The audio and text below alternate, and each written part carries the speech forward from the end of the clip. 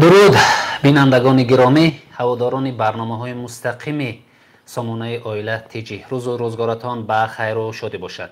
برنامه نوبتی مستقیم مهاجرتی به خطر است و با شما هستم چون هر وقت سید احسان جلالیان.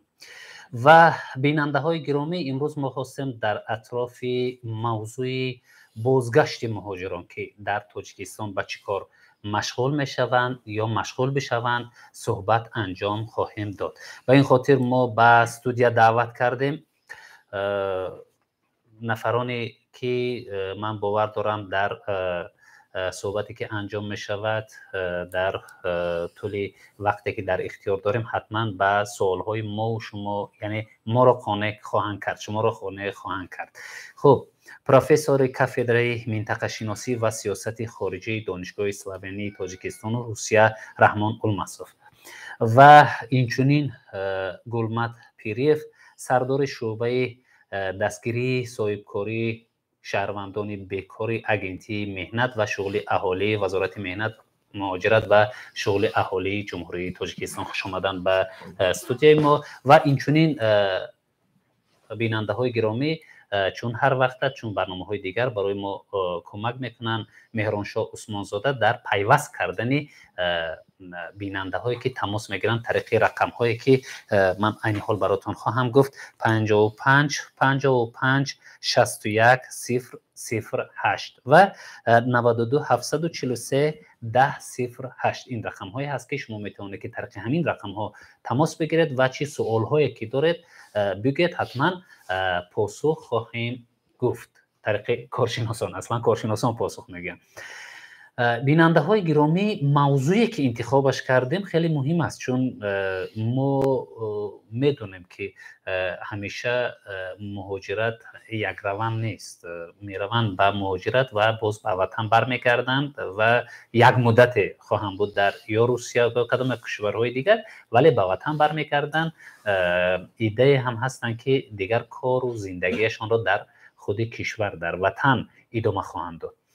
و موضوع ما هم گفتیم در همین موضوع است، در همین مسئله است که در تاجیکستان بعد بازگشت به چی کار مشغول خواهند شد.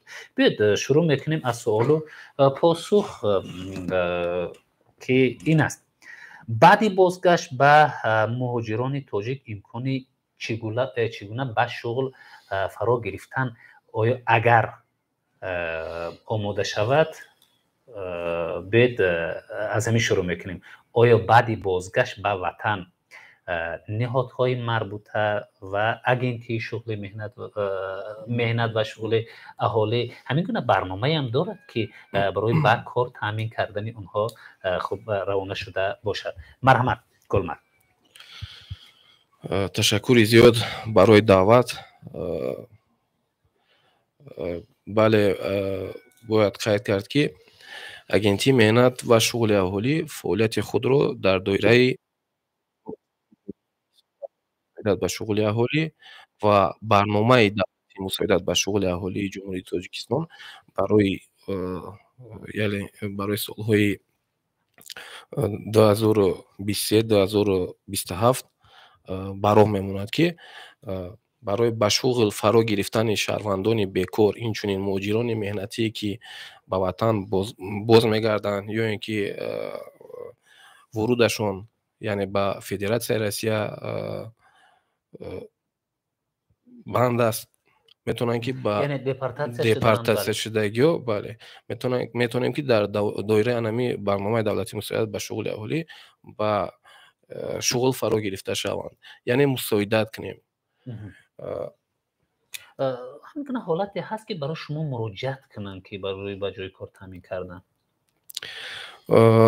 سلامت باشین. با قید کردن به مورد است که دوامی در این دوام، یعنی دوام 4 ماه سال 2023 با مقامات مهنت و شغل اهالی زیاده از 44,000 نفر شهروند بیکار مراجعت کردند که خدمت رسانی‌های اجتماعی از جانب مقامات مهنت و شغل اهالی نسبت آنها انجام داده شده است. خب، تشکر میکنم. و استاد، در بعض موارد همین گونه حالتی هست که ما میبینیم اونه که از مهاجرت برمیگردن به تاجیکستان اکثر کارهایی که پیشنهاد میکنن نه قبول ندارند و یا اینجا دو حالت هست میگم، یکی شاید معاش و دیگره همه محیط، چون در اون محیط کار کردن و میبینن در این محیط زیاد کار کرده نمیتونن. چی باید کرد مرمت؟ پیش از آن که من با سوال شما جواب گردانم یک کمتر با تاریخ مراجعت کنیم. وقتی که در سری قدرت شرطهای متحده امریکا روزولت اومد بعد از جنگ گرجدنی بیکاری زیاد بود، کار نبود، завод و فابریکا عموما کار نمیکرد و یگانه مسئله برآمد که چی باید کرد. مردم بسیار بیکار بسیار و در همون وقت یک یاردمچی او یهودی که بود گفت که باید که ما دو کار کنیم. یکم همین با پلانگیری که در اتحاد شوروی هست و سیستم امریکایی رو هر دوشو یک جای کنیم. یعنی برای همون بیکارایی که بودن برای آنها کارهای جمعیتی تشکیل کردن، یعنی آبادانی شهر، درخشندانی، راه رو ساز کردن و برای آنها خوراک‌های عمومی تشکیل میکنن که آنها بیکار نمونن، کمتر پول میگیرن و هم خوراک خورن. این تاریخ بود. دیو مسئله، من حاضر یک ساعت پیش من در کنفرانسی که در مسکو برپا کرد به واسطه آنلاین من برآمد کردم، یک چند سوال ها بود، حاضر اون رو دوام میدیم. اونها میگن که اون مهاجرانی که از آسیای مرکزی و اون چین تاجیکستان میرن دو پرابلم دارن. یکم پرابلم اون که اونها زبان روسی رو نمیدونن، دوم پرابلم اون که اونها کسب ندارن. و شخصانی که حاضر در تاجیکستان برگشته شدند، اگر اونها کسب داشته باشند، کسب در تاجیکستان حتما کاری خود رو مییابند. ولی بسیاری اونها عادت کردن که کارهای جسمانی میکنن. با کارهای جسمانی نه فقط طلبگار بسیار است.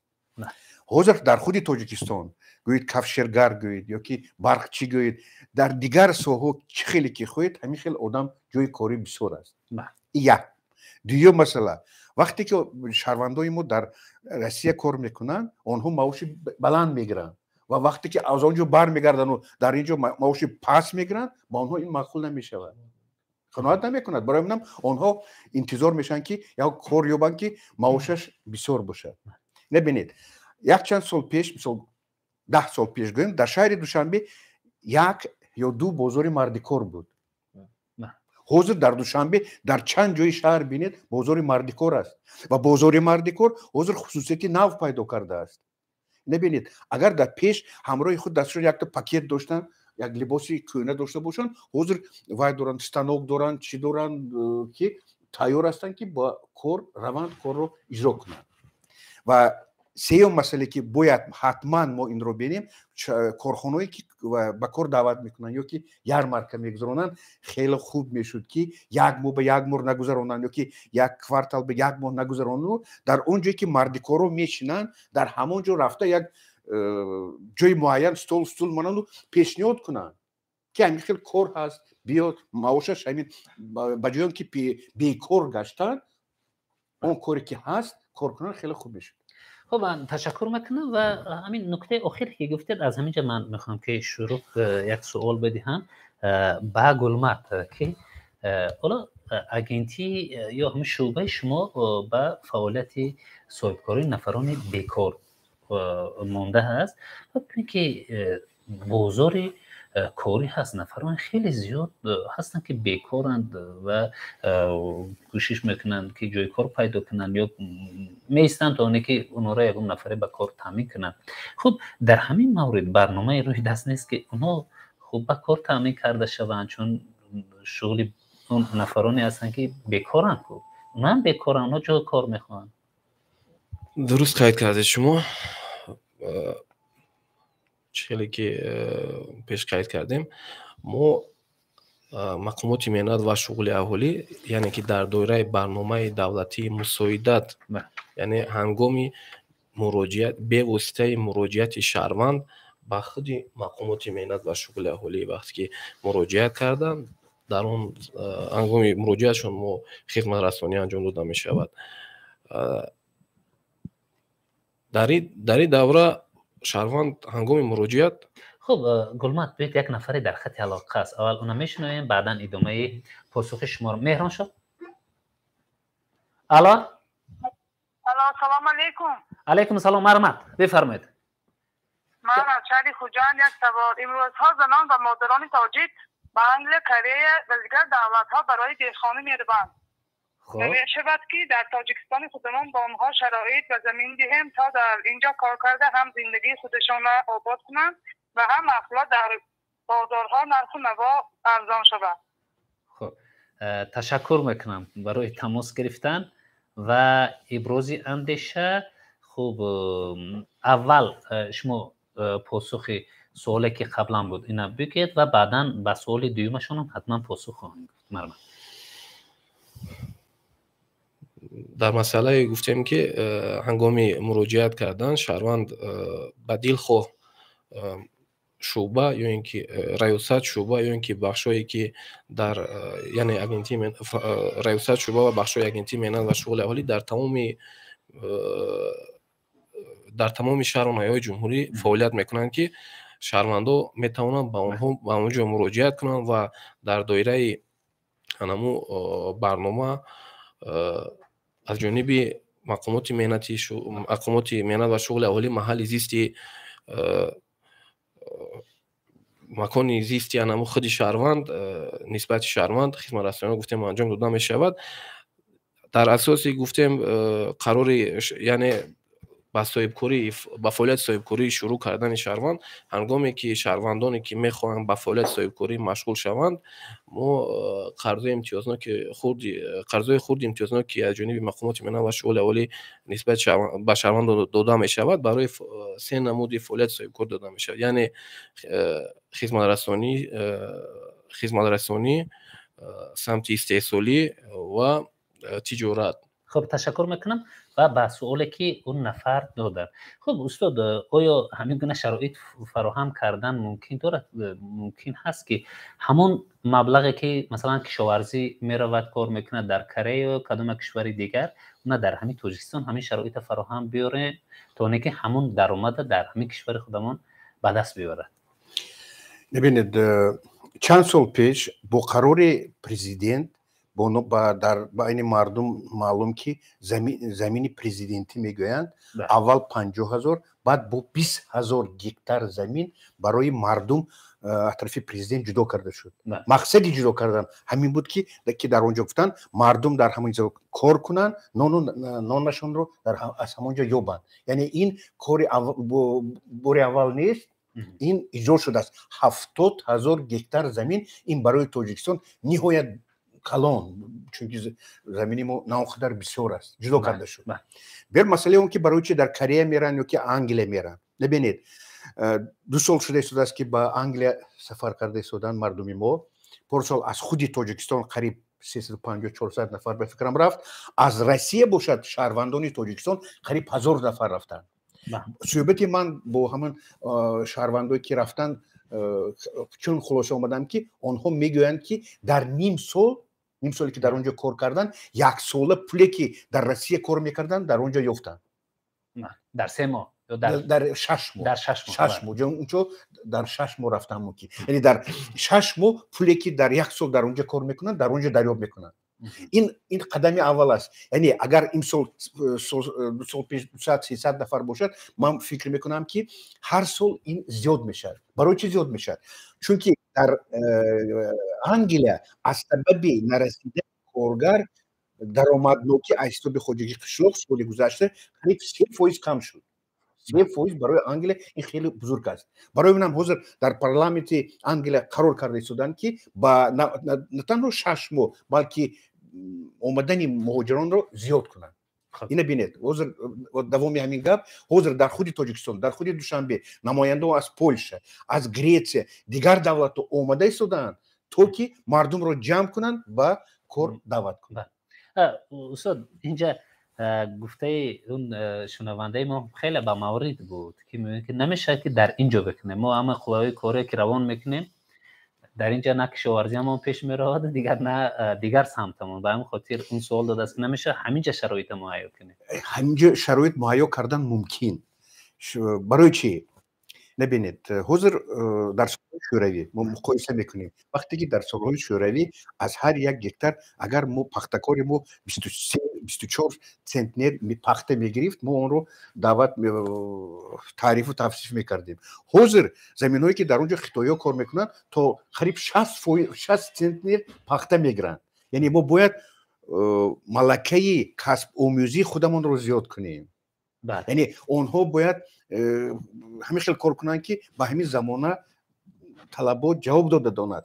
در هر یک زمین اکنون یک بار محصولات گرفتن این از بین رفت، حاضر 2 مرتبه 3 مرتبه محصولات گرفتن در کار. پرزیدنت گفتن که تو بعض جواب تو 4 مرتبه محصولات گرفتن ممکن. یعنی به این خودی مردم باید کار کنند. بله تشکر میکنم. و گلمد یک سوال وابسته به دستگیری گفتیم فعالیت صاحبکاری، گپ در سری انمان فعالیت صاحبکاری که مهاجران میکنن که باید در کشور سرمایه گذاری کنن و یک صحبتی هم انجام شد با چند از صاحبکارانی که مهاجرانی که خیلی مبلغ خوب رو کار میکنن در روسیه یا در کدام کشور دیگر. میگیم که چرا شما فعالیت صاحبکاری در تاجیکستان نمیکنید؟ میشه که در اینجا اما یا فعالیت صاحبکاریتون رو بیارید بعد تاجیکستان در اینجا همین فعالیت ادامه بدهید. ادامه سوالم رو بعد از شنیدن یک شنونده که عین حال در خط علاقه هست و زیاد نایستادن و ادامه میدیم.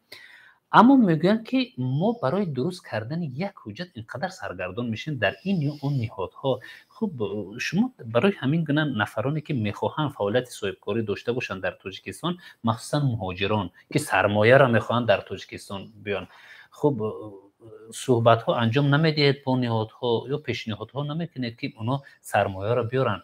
گپ در سری اون است که در یک صحبت دیگر هم که من فکر میکنم با استاد داشتیم همین نکته را ذکر کردیم که اونا در تاجیکستان همون مبلغی را روان میکنن که روز گذره، روزی فرزندان و کودکانشون، اما اونا همون مبلغی که صاحبکاری کنن سرمایه گذاری کنن در تاجیکستان اکثر مهاجران اینا به کشور روان نمیکنن.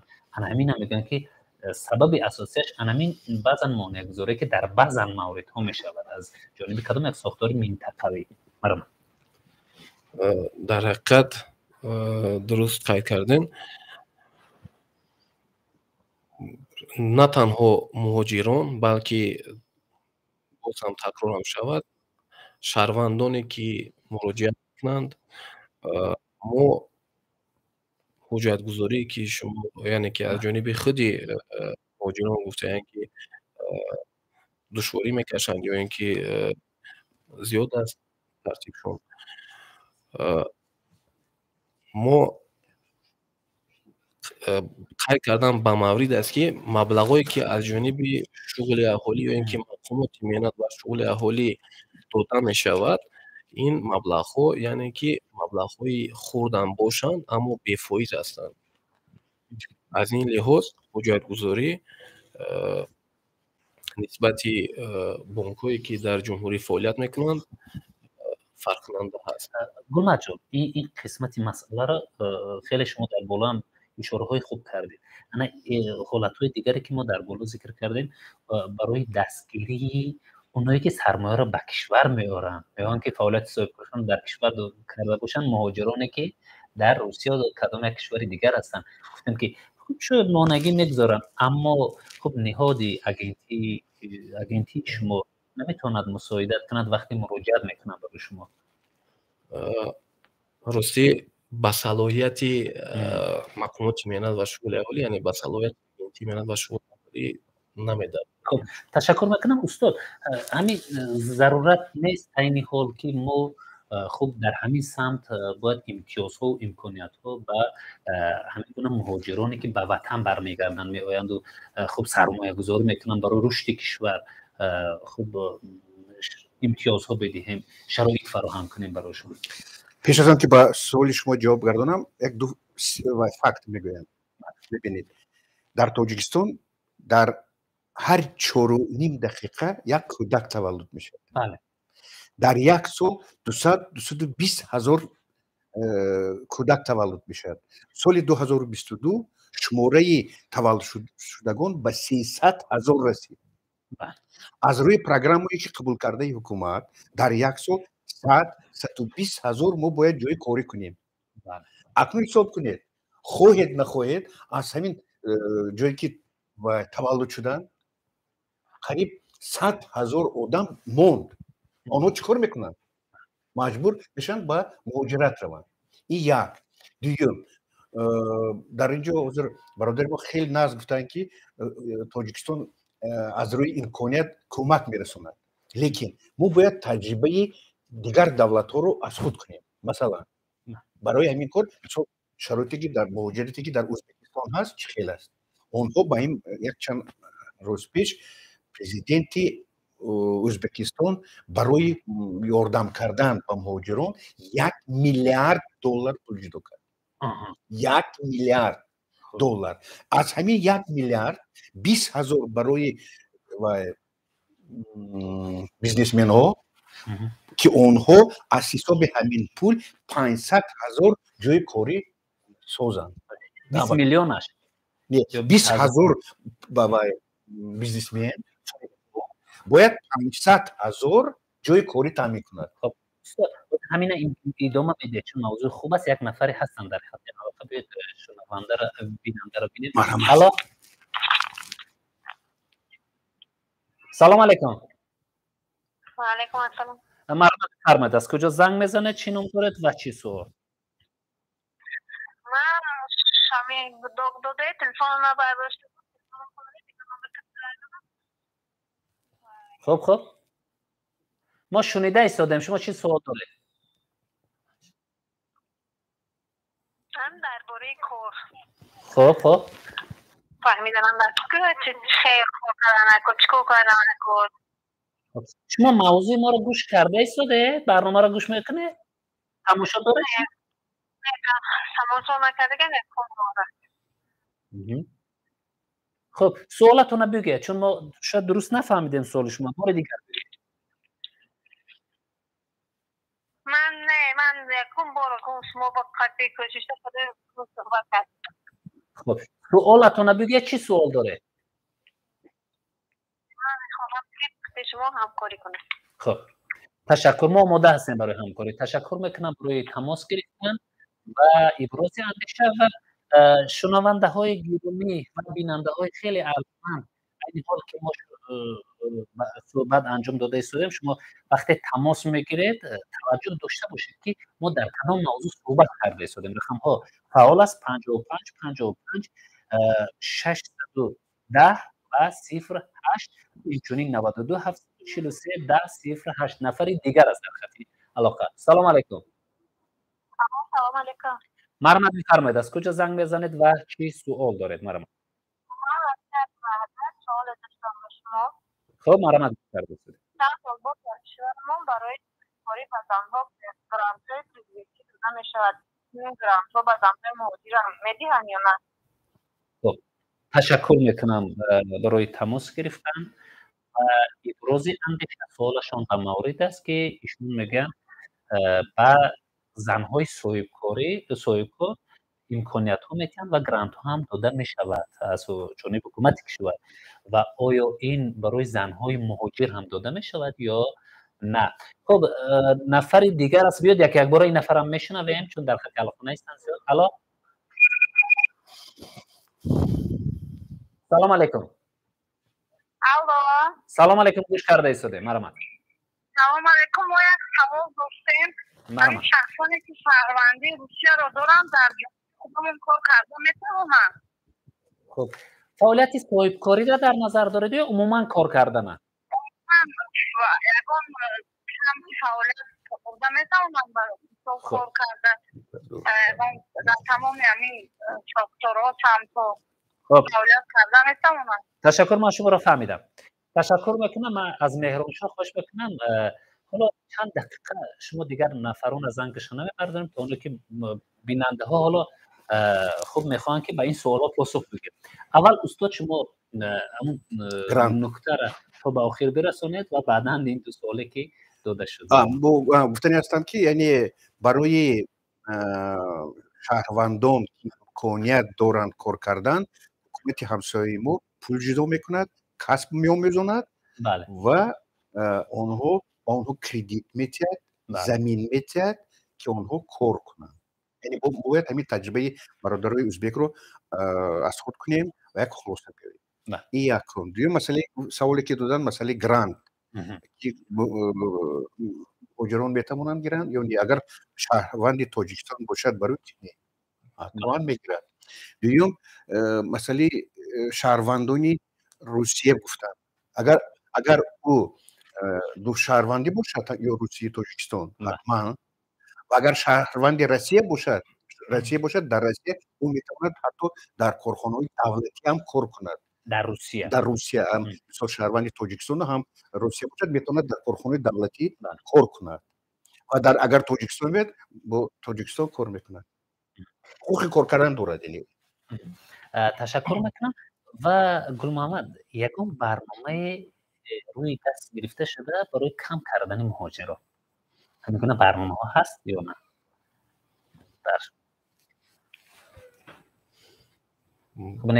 ҷойи кория зиёд кардану хуб шояд муҳоҷират каму. бале, хеле ки устод дар булу қайд карданд, аз ҷониби сохторҳои дахлдор ярмаркаи ҷойҳои кори хулӣ гуфтанд. аз ҷониби сохторҳои мақомоти меҳнат ва шуғули аввалӣ низ дар тамоми ҷумҳурӣ, аз ҷумла дар шаҳри Душанбе ҳар ҳафта ярмаркаҳои ҷойҳои кори хулӣ гузаронида мешавад, ки шаҳрвандон метавонанд ба ин ярмаркаҳо яъне муроҷиат кунанд, дар тибқи анаму касб ё ин ки ихтисосе ки худ дорад, дар ҳамун ярмаркаҳо бевосита аз шуъбаҳои кадрҳои худи корхонаҳое ки дар шаҳри Душанбе фаъолият мекунанд, иштирок мекунанд ва дар доираи салоҳият, яъне касби худ барои пайдо намудан, агар ки инчунин метавонанд ба мақомотҳои шуғули аввалӣ муроҷиат. хуб, ташаккур мекунам. инҷа як нафар ҳастанд дар хати алоқа. хуб, зиёд наистодан дар хати алоқа. хуб, нафари дигарро пайваст мекунем. Алло? Салам алейкум. Здравствуйте. Здравствуйте. Можно на русском? Пожалуйста. Ой, плохо слышно. Пожалуйста, говорите. Да, меня зовут Виктория, я приехала из России в Таджикистан и планирую тут работать. И хотела бы узнать, какие документы нужны, куда нужно вообще сходить, в какие органы, чтобы официально тут трудоустроиться. Вы гражданин какой страны? Россия. Вы приехали на постоянную работу или как? Да. А у вас какая профессия? Что? Какая профессия у вас? Я дизайнер. Дизайнер? Угу. Хорошая профессия. Саломат бошанд. Барои тамос гирифтан Я думаю, что вы можете обращаться, соответственно, готовить необходимые документы, как положено, как в России. Наши мигранты готовят документы. Вы должны готовить и получить разрешение на работу, на временное жительство. И у нас дизайнеры очень нужны во многих организациях, в городе, в министерствах. И у нас есть институт дизайнерства. Так что можете найти работу и устроиться без проблем. саломат бошанд. дар баъзан маврид ҳолатҳое ҳам мешавад ки моро ҳам аз Русия ва ҳам шаҳрвандони Русия ҳам тамошо мекунанд ва ҳаминтавр суолҳояшон ҳам ҳаст ки ӯшон мехоҳанд дар Тоҷикистон ҳам фаъолият дошта бошанд, чунне ки мо мехоҳем дар Русия фаъолият дошта бошам.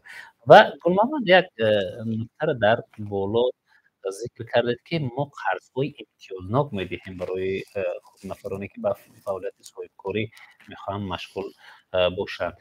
хуб, ин чигуна сурат мегирад? ба киҳо дода мешавад? оё ба нафароне ки умуман таҷрибаи соҳибкориам надоранд дода мешавад ё не?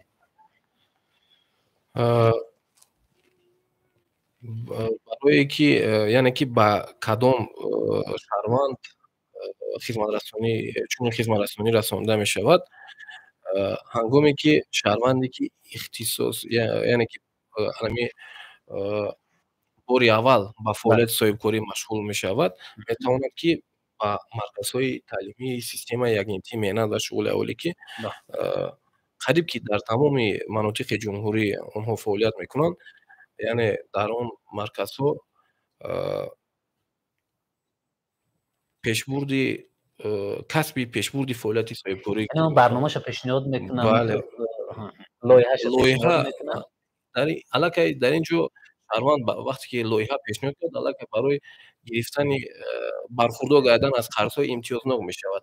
Шумо савол додед ки дар ҳолате ки надорад таҷрибаи корӣ дорад надорад агар ки шаҳрванд таҷрибаи корӣ ки надошта бошад метавонад омӯзиш кунад аввал дар марказҳои таълимии системаи агентӣ гуфтем баъдан метавонад ки аз ҳамин қарзҳои хуруди имтиёзнок ки гуфтем бархурдор гарданд. хуб ташаккур мекунам. рақамҳо дар студия 55 55 61 008 ва инчунин 92 743 10 08 рақамҳои мо дар студия аст ва хуб бинандаҳо метавонанд ки тамос бигиранд ва ҳаминтавр суолҳои худро манам саволи гардонам бештар саволе ки дошт масъалаи муҳоҷират ба муҳоҷиратро кам кардан мумкин ё кам кардан мумкин нест чӣ бояд кард? бале ва ин суоли мо дигар тавармон барои ҷавоб гардонам вақте ки дар ҳиндустон дар сари қудрат Индира Ганди буд аз ҳиндустон мардуми бисёр муҳоҷират карданд. оппозитсияи ҳиндустон ки сахт буд Индира Гандиро бисёр танқид мекарданд ки дар ҳиндустон одам намонд ҳама рафт чикор мекунӣ барои чӣ кор таъмин намекунӣ чикор мекунем баъд гуфта ва инро мефаҳмид вале ҷавоб гардонида наметавонист чунки рафтани муҳоҷирон барои ҳиндустон ин фоидаи калон дошт ҳамон вақт. ана ҳозир ина бинед намояндаи ҳиндустон ҳозир сарвазири Англия витсе-президенти Штатҳои Муттаҳидаи Америка ёки мери Лондон аз Покистон тамоми компанияҳои бузургтарине ки дар Америка ҳастанд ин ҳиндуҳо ҳастанд. мин дар соле ки касали пайдо шуд ковид ҳиндустон аз ҳама давлате ки бисёр пул ворид шуд аз хориҷа ба ҳиндустон 67 миллиард доллар. ин натиҷаш чӣ? он ҳиндуҳое ки аз ватани худ рафта буданд онҳо бар ватани худ кӯмак мекунанд касе ки набошад. ҳамин тоҷикои мо ҳозир рафтанд ҳа бисёр мушкил кор кардан мушкил. ана ҳозир бинед дар байни тоҷикои худмо депутати думаи давлати тоҷик ҳаст даҳҳо профессор даҳҳо роҳбарони корхонаҳо муаллимҳо ёки духтурҳо кор карда истоданд ва онҳо ба ватани худ зисти худ кӯмак мекунанд. ҳозир як мо дар даври аввал истодаем. бибинед ҳозир бисёр вақт дар бисёр вохӯриҳо ба меён ки барои чи гурҷиҳо худашонро нағз ҳис мекунанд ёки арманиҳо худашонро нағз ҳис мекунанд.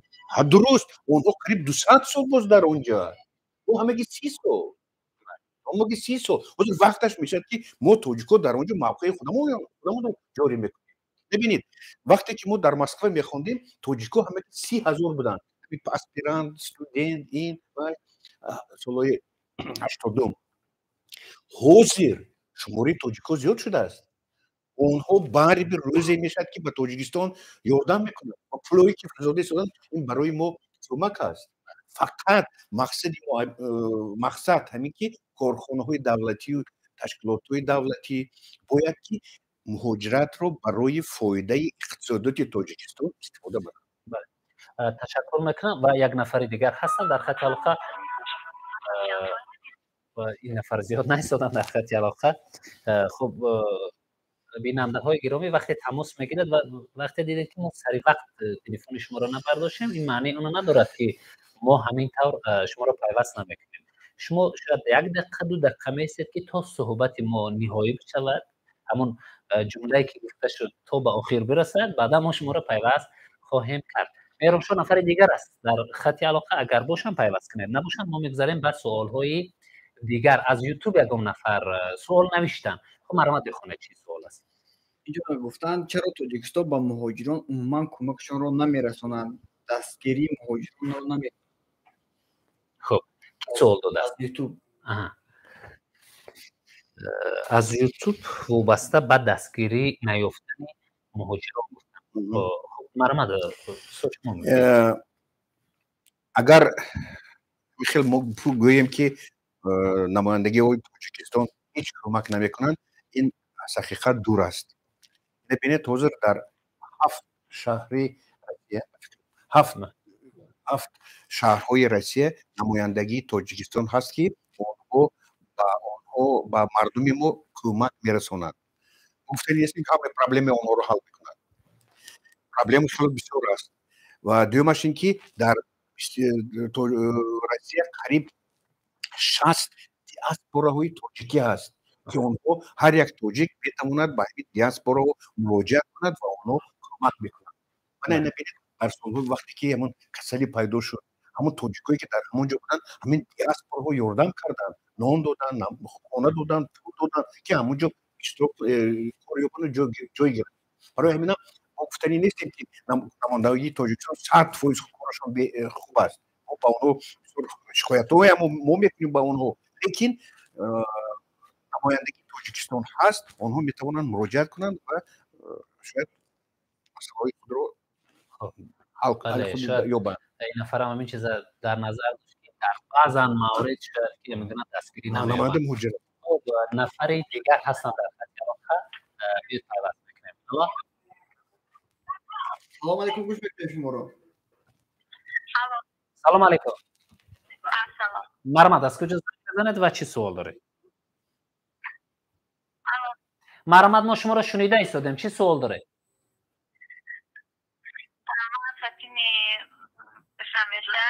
خب مرحمت. اکثر مهاجران فقط واسه پس بودن مورد مهنت از کشور خودمون کار نمیکنن. برای حل این مسئله یکان چاره اندیشیده میشه یا نه؟ خب تشکر میکنم برای تماس و سوالی که داده شد و در بعضا موارد اکثر مشکل را سر همین مسئله بار میکنن که به خاطر کم بودن معاش خوب اونا در کشور زیاد کار نمیکنن. خب میگن در این مسئله چاره‌جویی کردن نمیشود. حالا در چی میدونیم؟ پیش از همه در خط درست مسئله اساسی که مردم مهاجرت میروند، مسئله یکم این معاش است و هر یک شخصی که مهاجرت میکند او فکر میکند که فرزندش رو خانه‌دار کند، صاحب خانه شود، صاحب ماشین شود، ولی از اون معاشی که در اینجا میگیرد قناعت کرده نمیتواند. برای همین هم او راهی مهاجرت رو پیش میگیرد. اکنون بسیار وقت میگن که برای چی؟ همه وقت مقایسه میکنن که برای چی در ازبکستان اینطور که در روسیه اینطور، در ما این خیلی. آخر بو همین نقص فکر کنیم که آخر ما از سر خود جنگ گذاشتیم. ما اکنون یک 5-10 سال آخر اکنون برای اقتصادیات پیشرفت افتادیم.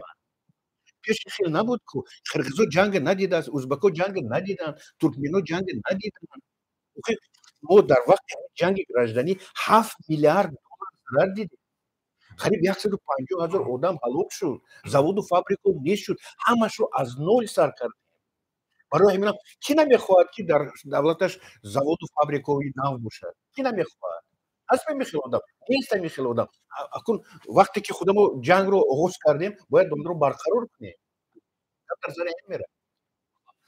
تشکر میکنم و اینجا بیننده های ما خیلی فعال شدن. به یک نفر دیگه رو میشنیم. علیکم السلام. مرحمت از کجا زنگ میزنید و چی سوال دارید؟ یک سوال داشتم. خب مرحمت. وقتی که مهاجران رو خارجه دیپارتمنت کنم به وطن میان، اونها وجه تو تامین نیست یا نه؟ سلامت باشون برای تماس گرفتن و ابراز اندیشه به کار تامین میشن و من علاوه هم کنم که براشون نگام امتیاز و اولویت داده میشه، چون دیگر نمیتوانن که برای 5 سال و 10 سال به روسیه بروند. با کشوری که اونا میرفتن. خب مرحمت. امتیاز رو ندارم، لیکن او کسب داشته باشد حتما در تاجیکستان کار می‌یابد. یگان پرابلم. غلامت شما ایلوا میتونید در ما اگنتی چی میگن در این مسئله؟ ما با همین برادری که این زمان زنگ زدم یک پیشنهاد داشتم که اگر که در مهاجرت بدن، یعنی ورودشون منشدگی باشد، یعنی کسبی که در اوجا داشتن این زمان در اینجا در بازار مهنت داخلی، یعنی در بازار مهنت جمهوری تاجیکستان یعنی با کار نرفت، میتواند که یک توصیه که میتواند با فیلیال یا اینکه نمایندگی مرکزهای تعلیمی کلانسالان مرکزهای تعلیمی کلانسالان تاجیکستان یا که مرکزهای تعلیمی سیستم اگنتی رفته مراجعت کند در اونجا کسبی با بازار مهنت داخلی گفتیم که یعنی جوابگو است، میتواند آموزش کند، کسب بآموزد، بعداً با ساختارها یا اینکه مقامات‌های داخلدار مراجعت کند، برای چی میتواند که کار تامین شود. سلامت باشند. نفر دیگر است. الو الو، سلام علیکم. السلام. مرحمت بفرمایید. نام من فیروزه، من یک زن دوزنده هستم. 2 ماه پیش از روسیه برگشتم. میخواهم در نزدیکی خانه‌ام یک دکان دوزندگی شویم. میتوانم دختران جوان را شاگرد گرفته به آنها هنر یاد دهم. اگر این کار را کنم به من یگان امتیاز داده میشود؟ خب امتیازی چی را در نظر دارید؟ امتیازهای اندازی و دیگر امتیازهایی که برای یک صاحب کار میتونن اینا در نظر دارید، یا نه که قرض داده شود و این چیزا را؟ یا شما سرمایه دارید خودتان مبلغ دارید که این کارا کنه؟ نمیدونم، ولی میخواستم باز از طرف دعوت نیست یگان امتیاز باشد که همین کار رو آغاز کنم. خب تشکر، فهمیدم شما رو. سلامت باشن. برای تماس گرفتن همین نفر اگر مراجعت کنن شما براشون قرض داده میتونید. خب شاید لایحه هم دارن ایشان. شهروند نگفتن که در کدام شهر یا اینکه ناحیه زندگی میکنن. بله، هنگامی مراجعت کردن اگر در شهر دوشنبه باشد مرحمت به ساختارهای مهنت و شغل اولی مراجعت کنند. اگر که لایحه داشته باشند یعنی حجت‌های تصدیق کننده، حجت‌های لازمه را پیشنهاد میکنند و در دوره امکانیت‌هاشون میتونن که با شهروند خدمت‌ها رسانده شود. شما تو چقدر میتونید که همین بگید تو چقدر مبلغ داده میتونید برای ما چخیلی که از نام فعالیت ما معلوم است، قرض‌های خودی امتیازنامه، یعنی که مبلغ‌های کلان نیستند، از 3 تا 7000 سامانی، یعنی که شهروند میتواند مبلغ گرفته و انمو پیشبرد فعالیت خود را آغاز نماید. کم نیست. درست کم است، برای که شهروندانی که بیکار هستند چنین مبلغ چیزی که شما از شهروند پرسان کردین که شما مبلغ خود رو دارین، هنگامی که شهروند مبلغ خودش داشته باشد فکر میکنم که با این مبلغ نیست میتواند که اگر که دوزندگی میخواهد در تجربه هست که شهروندان مراجعت میکنن، از مبلغ خود برخوردار میگردند با هنرهای مردم، یعنی که با کار خانگی. وقتی که شهروند در مبلغ 3000 یا 3500 میرود یک ماشینه دوزندگی یا برای دوزی میکنه خریداری میکنه، در خانه خود با فعالیت مشغول میشود. این هم یک فعالیت حساب میشود. و اکنون گپ در سر این است که اگر او 10 نفر به کار میکنه اون یک ماشین نمیشود یا یک ما 2 ماشینه. خب به هر حال همین قدر هم که پیشنهاد میکنید خوب است. خب بیننده های گرامی، موضوع ما همین است که چیزی که در بالا گفتیم، بازگشت مهاجران در تاجیکستان به چه کار مشغول میشوند و شما هم که تماس گرفتید همین موضوع باشد، در اطراف همین موضوع سوالهای خود را بدهید و اینجا یک نفر پیدا شدن در خط علاقه یا اینجا اشاره دارن که از یوتیوب سوال دادن. مرحمت میرانشاه بخونه چی یک نفر با نام خراسان نویسند: درود، شما اگر متخصص باشید بگویید که یگان لایحه هست که تا کدام سال باید مردم رو از مهاجرت به وطن فریاد کنید و با معاش مناسب تامین نمایید و چند سال لازم میآید؟ تشکر میکنم برای سوال.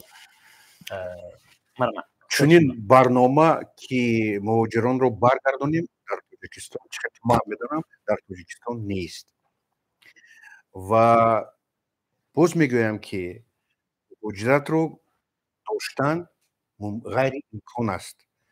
یک متخصصی فیلیپینی گفته بود که اگر در گرد دوشنبه دیوار چین سازیم مردم برمی میروند.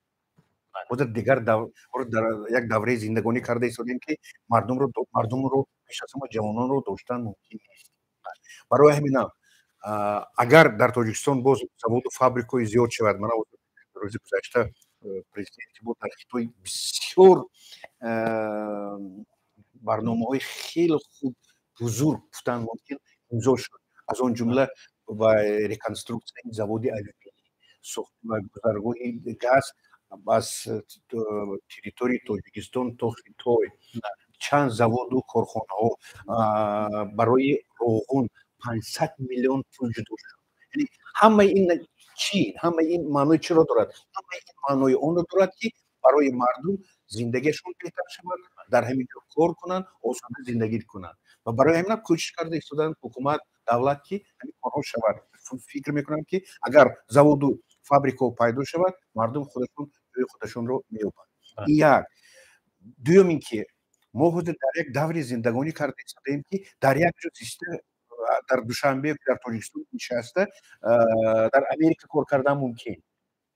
حاضر در دوشنبه ماکس تاکسی پیدا شدگی، کال سنترش در دوشنبه از مسکو یا که دیگر جای تاکسی زکات میکنن کار میکنن. و یک دختره که پیدا شده است که در شهر اسرافشان در بیرژه ها کار میکنه، در اینجا هر ماه 2-3 هزار تومان میگیرد. یعنی برای همین کار کردن برای جوانان ما معلومات نوکی در کار، образование داشته باشن، معلومات داشته باشن، کسب داشته باشن، واسه کرده باشن. حاضر شرط نیست که بچه‌ها در رفته کار کنی، توانی میتونی در همینجا شده کار کنی. خب مسئله دیگر هم که بعضا اشاره ها میرود و چگونه که استادم گفتم وقتی کارخانه ها هم که بسیار شد و سرمایه گذاری هم که زیاد شد و دیدن که کارخانه ها هم کارگر کرد حتما ویسته وابسته به طلبات معاششان بالا شدن میگیره تا اینکه کارگرها بیاین کار کنن. خب یک نفری دیگر هست در خط علاقه، ببینیم کی هم از کجا زنگ میزنن. سلام علیکم. سلام علیکم. الو سلام علیکم. مرحمت، بفرمایید از کجا زنگ میزنید و چی سوال دارید؟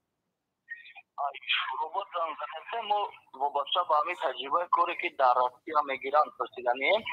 خب ما به روسیه آمدیم، همین نوعیت آمدیم دیگه اینجا بعضی بچه ها توقع دادن که روغن کار در رفتن ممکن ایسای چون ما هم نومره منیجراتون را گرفتیم پرسیدیم، گفتن تجربه کاری داریم و در روسیه کار کردگیم در روسیه اینجا تجربه روسیه نمیشه برای کار کردن. مثلا شما باید اگر تجربه همینجا را داشته باشیم، یکون ایز کار کردگی باشید که مثلا دورایی که ما طالب شدیم و کلان شدیم یکون تایخالی کلیس کلان نبود که مثلا ما دوجه کار کنیم.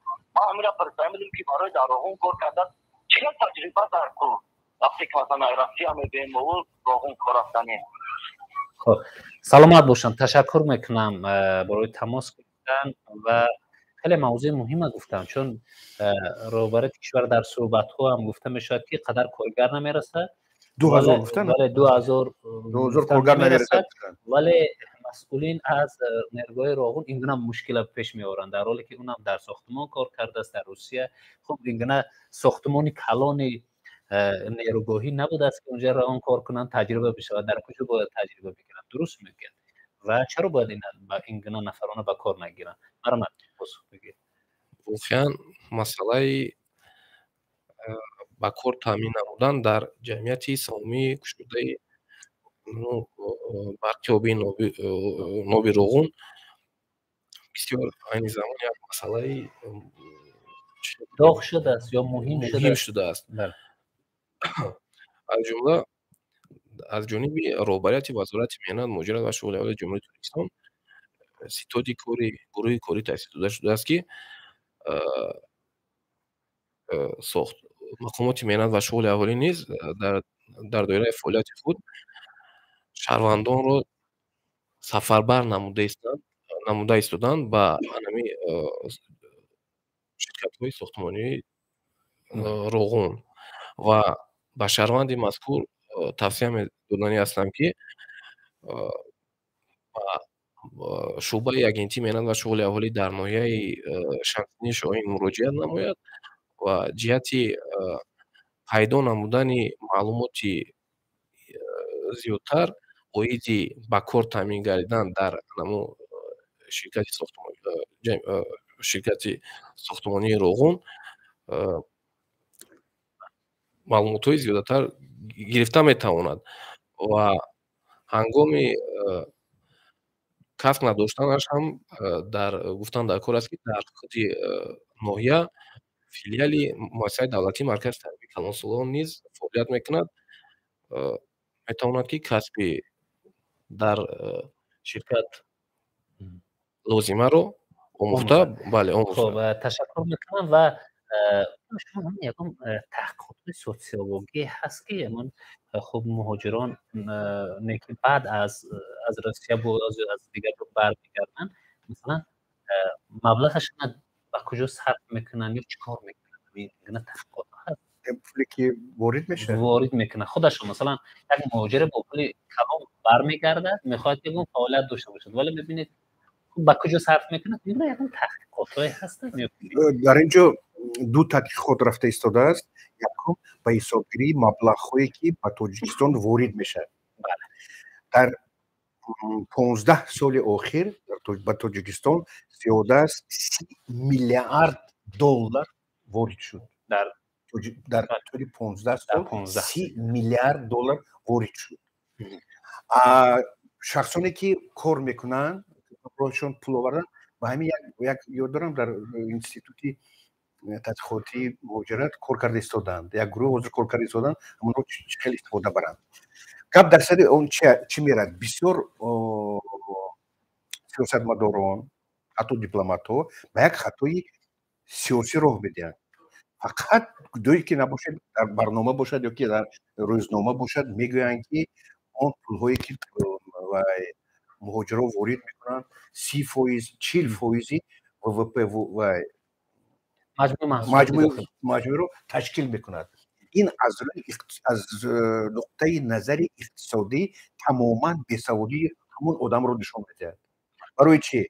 برای اینکه اون پولهایی که وارد میشه این به بودجه یگان دخالت ندارد. این پولی که داخل میشه 30 میلیارد این به من شما و دیگران میره و اون پول رو اگر من خواهم که شما خواهید استفاده میبرید نخواهید استفاده نمیبرید. یعنی ها میرسوند مثال برای مکتب پولش میتن یا برای دانشجو پولش میتن برای بیمارستان بیمارش پولش میتن اون نالوگ میتن. لیکن وقتی که ما بعضی رفیقا آدمای کلان آدمای سیاستمدار میگن که این 30% درآمد تاجیکستان رو و درآمد مهاجران تشکیل میکند این تماما نادرست است. بله. مسئله همون حاضر ساختمانچی که ما یک تا جزئیات ممکن استاد اول این نفرشون شما ادامه بدید. خب الان سلام علیکم. علیکم سلام و رحمت بفرمایید. من از شهر نو زنگ میزنم شما در بخش مستقیم هستم. بله پخش مستقیم. من درباره یک کار مسئله بانکی میخوام بپرسم که همین در نزدیک یک 3 ماه شد من از روسیه آمدم با همراهی اویلم میخوام در تاجیکستان برای کار کشاورزی ما پیش بردن از بانک قرض گیرم. برای زمانهایی که همین خلاص مهاجرت آمدن چی شانس‌ها هست؟ بانک چیز میگن؟ مثلا من زمین ندارم مثلا یگان مشکل داشته باشم چی با کدام رو میتونم حل کنم؟ خب تشکر میکنم برای تماس گرفتن. سوال شما فهمه است و استاد شما اول صحبتتون مسئله ساختمان بعدا ساختمان چی گفتن؟ مسئله نفر مسئله ساختمان چی گفتن؟ ببینید دوشنبه خودم رو هر ماه سال نه هر ماه دوشنبه دیگر شده است. همین ساختمانایی که به عذر بناهای نو که اومده هست چیکار میکنن؟ همه نماینده شهروندان خود ما کار میکنن. غیر از این دو بنای حکومتی و پارلمانت خطایا همچنین تاجیکا کار میکنن. در دیگر کارخانه‌های ساختمان‌ها 100% تاجیکا کار میکنن. اونها تجربه که در روسیه گرفتن اومده همینجا کار کردن. یعنی اگر به زبان علمی گوییم ری ایمیگراسیون آغاز شده در تاجیکستان. ری ایمیگراسیون اونها برگشته اومدن به جای اینکه اینجا کار دارن. اگر مثلا در روسیه $1000 گیرند و اینجا $500 گیرند، $500 اینها از $1000 که در مسکو که در روسیه میگیرند بهتر است. برای چی؟ برای اینکه از روی حساب کتاب‌های ما اگر مهاجر $10 کار کنند $6 اون رسیب میموند. $4 همین تاجیکستان به میاد. $4 میاد. خراجاتی که داره. $6 همش خراجات اونجا میاد. برای من بعد مدروی رسیب میگه پولای ما شما میگیرید این میگه همش دروغ است. بله. آخر ВВП روسیه از 10 تا 12% ВВП رو مهاجران تشکیل میکنن. اگر همین مهاجران نباشد 10-12% ВВП روسیه میفرواد. تمام میشه. بغیر از این آبادی که مهاجران میکنن. خب تشکر میکنم. خب نفری که تماس گرفته بودن مبسته به اون گفتن که خب من اومدم به کشور برای فعالیت کشاورزی هم بانک‌های برای میدین یا نمیدین. خب مرمن اگر اجازه باشه برای سوال ما جواب بدم. بانکی نیو در دایره فعالیت خودی جواب داده است. خواهر عزیز یا اینکه اپا باشند مرحمت کنین با انمی شعبه شهری نو گفتن. شعبه یک تیم اینا مشغول در نوع شهری نو، یعنی که چقدر در بلوغ قید کردیم در سمت فعالیت استحصالی نیز مبلغ‌های یعنی که مبلغ هم داده میشود. میتوانند حجت‌های لازمه را یا اینکه میتوانند رفته در اونجا مشورت بزنند، حجت‌های لازمه را پیشنهاد نمایند در دوره امکانیت‌های خودی شعبه جانب آنها نیست. همین مبلغ داده میشه. خب تشکر میکنم. از یوتیوب یک نفر دیگر سوال داده است و خوش میکنم که سوال فرستاده است. مرمد میران شما بخواند که چی سوال است. یا طلب و حکمت الله زنده باد پیشوای ملت امام علی رحمان. دولت ما تنجی آرامی خداوند هم وقت تنجی باشد. من یک خواهش دارم همین با مرد کره گیپرزیم یک یاردم میکرده یک اونجا کار تشکیل میکرده. رحمت برای برنامه. خب تشکر میکنم. نگفتم ده بیکار هستن در همون پرزیم بزرگه. خب خودش رو مرمن در حقیقت از جانب رهبریت دولت حکومت مملکت اقدام‌ها زیاد هستند. اینچنین طبق سفارش رهبریت وزارت امنیت مهاجرت و شغل اهالی جمهوری تاجیکستان اینکه اگنتی امنیت و شغل اهالی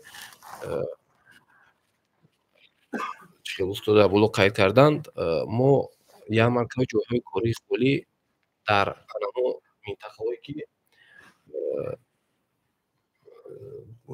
چیز میگن گیپرزیم یعنی که جایی که انما شهروندان بیکاری که نیستن برای ساعت بای کار میکنن بزرگ مردی کار یعنی بله در نزد اونها یک مرکز جاهای کاری خالی گذرانیده میشود و گذرانیده شده بود. اینچنین میتوانم با انمو خیلی گفته بودیم تکرار هم شود مراجعت کنند در اونجا کادرهای خودی مؤسسه گفتیم اشتراک میکنند و میتوانند که با دلخواه کارخانه‌های فعالیت کننده که در شهر دوشنبه هستند در دوره انمو کسب و صلاحیت داشتگی خود و کار تامین گردند.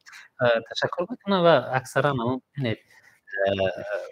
کارهایی که پیشنهاد میشد صحابیه و این مهاجران اکثرا میبینی که یا استان یا میخوان مردی کار اینطور کار کنن ولی کاری که پیشنهاد میشد و بسته بسا است. مثلا برای ما کفشرگر ضرور است یا برای ما مثلا نمیدونم خب یک اون ساحه میگن که برای اونها سازگار نیست و این خود شاید اکثر مراجعت نمیکنن و این خوب یارمارک‌های هست. نفر دیگر هم در خط علاقه پیدا می‌شیم. الو سلام علیکم. علیکم سلام مرحمت، بفرمایید. من برنامه شما رو تماشا دارم. یک سوال داشتم. میگفتید که من با مهاجرانی که میخوان در کشور خودمون فعالیت کنند اگر امتیازها داده میشه و خودی در روند فعالیت کاری میخواستم فرمان. خب تشکر میکنم برای تماس گرفتن. هرچند بالا اشاره ها بود و بس موضوع خواهش میکنم باز ایلوطن هم باشد سلامت باشین. ایلوطن جواب میگیم امتیازها چی خیلی امتیازها، یعنی که هنگامی گفتیم که شهروندی که برخوردار میگردد از قرضهای خود امتیازناک علاقه امتیازش چی؟ در اینجا قرضی بفایز یعنی که داده میشود علاقه خودش امتیاز است. مقصد از سخنها چی است؟ شهروند وقتی که در گفتیم که ما سه فعالیت صاحبکاری یعنی که سه نمودی فعالیت صاحبکاری دستگیری کرده می شود، خودی سمتی فعالیت صاحبکاری در سمت استحصالی یعنی که تمام 1.5 سال از 6 ماه از 6 ماه بعد مبلغی که گرفته است میتواند که بازگشت کنه. 6 ماه علاقه برای شهروند امتیاز است، یعنی که یگان مبلغی که گرفته است بازگشت کردن بازگشت نمیکنه. خب تشکر میکنم و خب بعضی از سوال‌هایی که بیننده های ما داده است و بعضی از ساختارهای دیگر هم مربوط است که ما میخوایم که امتیاز داده شود. شاید که اونایی که در بالا ذکر کردن یک نفری شاید میخواد امتیاز اندازی داده شود برای اونایی که کارخانه باز میکنند، ولی به خاطر رشد صنعت همون هدف چهارم حکومت کشور که صنعت کنونی با سرعت کشور است، حکومت جمهوری تاجیکستان برای اون خب صاحبکاران استحصالی خب بعضا امتیازها را فراهم کرده است که میان اینا میتونن مهاجران هم باشن، میتونن دیگر افرادی که به فعالیت صاحبکاری مشغول میشوند. ولی استاد اینجا وقتی ما هم خیلی کم مانده است که ما خب هرچند میخوایم خیلی زیاد صحبت داشته باشیم ولی میبینیم که خب از 1 ساعت هم صحبت بیشتر شده است، چون از بس که سوال دادن از جانب بیننده ها هم خیلی زیاد شده است. ما هم خب صحبت خیلی زیاد ادامه دادیم و خب باید یک کمی مشورت ها باشد چی باید کنیم در این اطراف کمی پیشنهاد ها هم باشد که خب شاید نهادهای هم که ما را گوش میکنن، نهادهایی که عین حال خب تصمیم گیرنده هستن، خواه اندازی باشد خواه نمیدونم بانک هایی که عین حال بعضا از شنونده های ما بیننده های ما سوال دادن. خب چی باید کنیم تا که توجه بیشتر شود، سرمایه گذاری اونایی که در مهاجرت هستن از مهاجرت برگشتن خب کوشش کنن که در وطن کار کنن، کوشش کنن که فعالیت صاحبکاری در وطن بیشتر داشته باشن، کوشش کنن که در وطن خب برای آبادی کوشش کرده باشد. چی باید کنیم؟ چی شرایط ها رو باید فراهم کرده شود؟ مرحبا. اگر ما خواهیم که در اویله، در جمعیت، در جمهوری پیشروی باشد، ما کوشش کنیم که فرزندان خود معلومات کافی، معلومات لازمی دهیم. بسیار خوب میشد بسیار پدر مادر رفتی خودشی کودک‌ها در مکتب‌ها نظارت کنند، دانشی مال گیرند، دانشی همین زمانه گیرند. وقتی که کودک معلومات دارد او میتواند شود خودش کارش رو پیش برد. یا که بسیار پدر و مادر مهاجرانی که در خارج در مهاجرت هستند برای فرزندان خودشون کار میکنن، پول میفرستند، ولی متاسفانه دانشجویانی که در گروه‌های و غیر بودجتی هر چیز که میخونن متاسفانه پولی که پدر مادر آنها میفرستند به قدر اون نمیرسند، نمیخونن. آنها پول میتن لیکن آنها نمیخونن، یعنی دیپلم میگیرن ولی معلومات ندارن. یعنی پدر مادر باید به همین مسئله دقت جدی دهند که فرزندانشون حتما معلومات گیرن. از فرزندانشان حتما پرسیدن که تو چی کار میکنی؟ بله. چه خیل میخونی؟ چه خیل بها میگیری؟ چی کار کردی امروز؟ بله. و من یک مثال میبرم، یک در فرانسه یک پرزیدنت بودگی بود با نام جورج پامپیدو. او در خاطرش میگوید که وقتی که من از مکتب برمیگردم مادرم به من یک سوال میداد، تو امروز به معلم چی سوال دادی؟ انا تو ببینید پدر مادران ما وقتی که کودک از مکتب میاد میگوید که شکمت سیر یا گرسنه. و در فرانسه در پرزیدنت میگه که تو امروز چی سوال دادی به معلم؟ یعنی باید به تربیت کودکان مشغول شویم. سوم مسئله، شخصی که کسب دارد در همه دور و زمان هیچ وقت خور نمیشد، هیچ وقت بیکار نمیموند. برای همینم در چند جای برادری ما گفتن در چند ناحیه‌های ریسپوبلیکا برای کسب آموزی مرکزها تشکیل شده است. اگر جوان عموما انسان تا آخر عمرش باید کسب آموزد، شرط نیست باید کدام کسب نو پیدا شد برود آموزد. ممکن سوریا مجرم جوان هستند باید که کسب آموزند. وقتی که کسب آموختن اون نون خودشان رو مییابند، معلومات گیرند، خونه در اون وقت پیشروی میشود و پرابلم از بین میرود.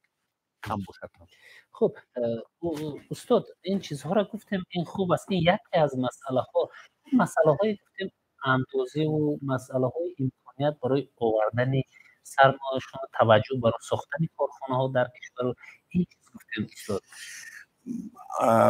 برای همین ما باید ویلسیپید در همین سوال ساخته شدگی. بله. نبینید مکزیکا جمع موجود بسیار. بله. اگر که شما در مکزیکا 10,000 پول دارید و کارخانه سازید، دولت به شما 20,000 پول میتد، مبلغ میتد که شما کارخانه نو سازید. 10,000 خودتون 20,000 دولت میتد، میشد 30,000 میتونید شما یک کارخانه مایده سازید. بله. تسکیری میکند. پاکستان اگر شما یک در مدتی یک سال یک چند معین پول مبلغ میفرستید با واسطه کدام بانک، یک معین پول فرستیدگر 8 نامگو امتیاز هست.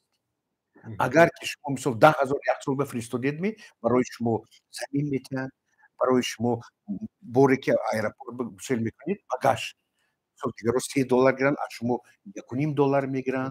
برای کودکاتون مکتب و مکتب ها به جا میکنن، مکتب عالی به جا میکنن. یعنی این تجربه ها رو آموختن دکر و در تاجیکستان جا کنن. خب تشکر میکنم. مرحمت، خب امکانی چی شرایط فراهم کردن هست از جانب خب نهاد شما؟ خب من چی امکانیت ها هست؟ چون که از روی امکانیت ها باید بگیم. بله، شهروندان در جمع فقط بالای انمو سوال شدن بالای انمو قرضای خوردی گفتیم که قرضای امتیازان که ساختورهای مقامات جمعیت و شغل اهالی رسانیده میشود بیشتر شد. اینچنین از جانب مقامات جمعیت و شغل اهالی دیگر خدمت رسانی ها نیز رسانیده میشود. از جمله چه دوستان در بلوگ قید کردن انمو کارهای جمعیتی موزناک. بله. اینچنین با کسب آموزی فرو گرفته میشه شهروندان. هنگامی که شهروند گفتیم کسب دلخواه ندارد، امتیاز از طرف دولت یعنی شهروند رو به رایگان آموزش میکنن. اینچنین با آنها یک مقدار داده میشود، یعنی که یک استیپندیا داده میشود. و خیر در بلوگ گفتیم که قرضای خورد داده میشود. حالا که این هم از جانب همین دستگیری میباشد. بله. خب تشکر میکنم برای یک صحبت خیلی پرمحتوا. واقعا هم موضوعی که ذکرش کردیم خیلی مهم است، چون خب خیلی زیاد شهروندان ما، ساکنان ما در این یا آن کشورها مهاجر هستند و اکثر میبینیم که مهاجرای موسمی هستند. مثلا در فصل تابستان میروند و در فصل زمستان باز برمیگردن در کشور، یا من یک سال میروم برمیگردم. میبینید 3 ماه هم میروم و مهاجرت برمیگردن. یعنی اکنون گپ در سر این است که اونو وقتی به تاجیکستان بیان چیکار میکنه که خیلی سوالی بود که شما پاسخ گفتید. من تشکرم میکنم، ولی اکنون اینجا یکی از مسئله هایی که بیشتر در اطرافش بحث میشود و در صحبت ما بحث شد این بود که وقتی اونها میخواهند در کشور فعالیت صاحبکاری کرده باشند چه باید کرد، چه شرایط ها را براشون فراهم کنید. خب و توجهی مقامات در منطقه ها برای همین افراد چگونه باشد، آنی که اون وقتی با سرمایه‌اش میخواد به وطن برگردد این ساختار یا کدام یک ساختار دیگری ناحیوی براش مشکل ایجاد میکند و اگر که خوب بیاد اگر هم مسئله همین باشد من همین مبلغ گذاری در کشور یا در ناحیه خودم یا در دهه خودم نمیکنم، چون ببینید که برای من میخوام که چندین نفر به کار تامین کنم، ولی این مسئول اینقدر مبلغ ها را از من طلب کرده ایستاده است که خب تمام مبلغ ها رو باید برای اینا بدهیم و خودمون فعالیت صاحبکاری کردن بتونه. و همین خاطر هرچند پرزیدنت کشورمون در صحبتشون خیلی زیاد خب این مسئله رو تاکید میکنن، دستگیری صاحبکاران به همین مسئله ها مربوط است. من باور دارم که خب توجه صورت میگیرد و دستگیری مهاجرانی که میخواهند که سرمایه گذاری کنند در کشور، خب شاید کار کرده باشند در کشور در این شرکت و ساختار هم براشون دستگیری صورت میگیرد. من تشکر میکنم از مهماناش، بیننده های گرامی. مهمان های برنامه ما بودن پروفسور منطقه شناسی و سیاستی خارجی دانشگاه اسلامی تاجیکستان و روسیه رحمان المصرف و اینچنین خب گلبد پیریف سردار شعبه دستگیری صاحبکاری شهروندان بیکاری اگنسی مهنت و شغل اهالی وزارت مهنت مهاجرت و شغل اهالی جمهوری تاجیکستان. در همینجا میخوایم با برنامه نوبتی مهاجرت به خطر حسنی انجام ببخشیم و برنامه‌های دیگری ما ادامه خواهند کرد و از سامانه دور نشوید و شما رو با برنامه‌های دیگری جالب حتما خب براتون خب برنامه‌های خیلی خوب و جالبی هم پخش خواهیم کرد. خیر تا برنامه‌های دیگر با ما بودن را فراموش نکنید.